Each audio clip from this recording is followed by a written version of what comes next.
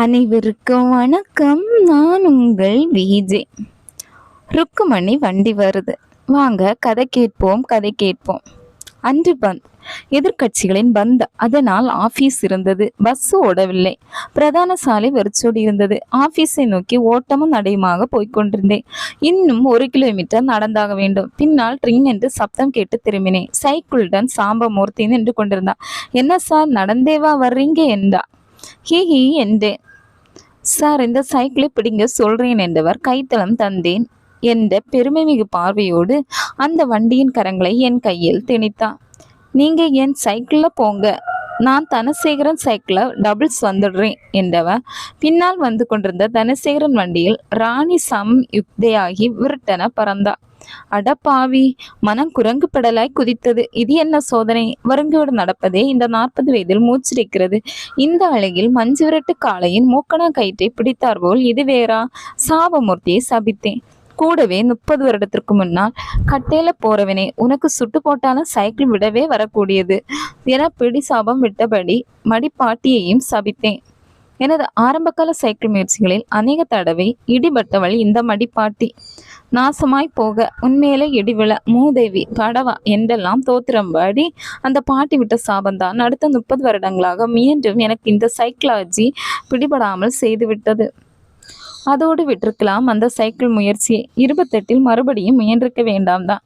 அட தடிகடா, வயதாகிறதே. பகல் வேளையில் கற்றுக்கொண்டால் பல பேர் பழிக்க கூடுமே என்று இரவில் வேலைக்கு சேர்ந்த புதிய ஒரு துவி சக்கர வண்டியின் பரிசையை புதுப்பித்தேன். என் நண்பன் துணையோடு அந்த பிரதான சாலையில் வண்டியில் ஏறி அமர்ந்த நேரம் பார்த்தா தியேட்டரில் முதல் ஆட்டம் முடிந்திருக்க வேண்டும். ஓரம்போ என்று எச்சரித்தும் அது ருக்மிணியின் காதில் விழாமல் படம் பார்த்து விட்டு வந்த உற்சாகத்தில் என் சைக்கிள் மேல் மோதி என்னை வீழ்த்தினான். உடனே கூட வந்திருந்த அவள் பாட்டி குயோ மியோ என கூச்சலிட்டு ஒரு கூட்டத்தை கூட்ட அந்த சிறிய விபத்து ருக்மிணியை என் தலையில் கட்டும் பெரிய விபத்தாக முடிந்தது. அதற்கு பிறகு சைக்கிளை கண்டாலே சைக்கலாஜிக்கலாக ஒரு பயம் வர அதை ஓட்ட முயற்சி செய்வது அவ்வளவு உசிதமல்ல என்று விட்டுவிட்டேன். ஆனால் எனக்கு சைக்கிள் விட தெரியாது என்ற ரகசியத்தையும் யாருக்கும் தெரியாமல் பாதுகாப்பது என்பது பஞ்சரான டயரில் காற்று ஏற்றுவது போன்ற கஷ்டமான சமாச்சாரமாக இருந்தது. இதற்கு முன் வேலை செய்த அலுவலகங்களெல்லாம் நான் மட்டும்தான் சைக்கிள் லோன் போடாத ஆசாமியாக இருந்திருக்கிறேன். ஏனென்று கேட்பவர்களுக்கு நான் எந்த லோனையும் அவைல் பண்றதில்லை, சம்பளம் முழுசா வர வேணாமா என்று பொய் சொல்ல போய் அதை மெய்ப்பிக்க வேண்டி நாக்கில் நீர் ஊற எந்த ஆபீஸ் லோனையும் அனுபவிக்க முடியாத பரிதாபத்தில் மாட்டிக்கொண்டிருக்கிறேன். சென்னைக்கு மாற்றலாகி வந்து 3 வருடங்களாகின்றன. இன்றுதான் இக்கட்டாய் இப்படி மாட்டிக்கொள்ளும் சந்தர்ப்பம் இந்த சாம்பமூர்த்தியால் ஏற்பட்டுள்ளது. சென்னையில் அநேகமாக எல்லாரும் பஸ்ஸில் ஆபீஸ் வந்து போய்விடுவதா என் இயலாமை பற்றி யாருக்கும் தெரிந்ததில்லை.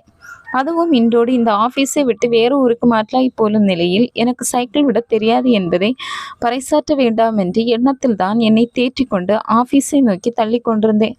சரட் சைக்கிள் ஈனேஸ்வரமாக சப்தம் போட்டது. சாம்பமூர்த்தியின் முப்பாட்டனார் காலத்து சமாச்சாரம்.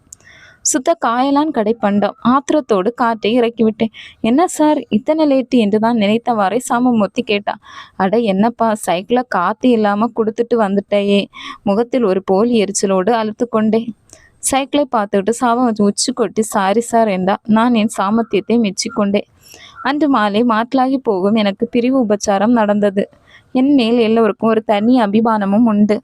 மணி சார்தான் நான் வேண்டாம் என்று சொல்லியும் கேட்காமல் தடபடலாக ஏற்பாடுகள் செய்துவிட்டான்.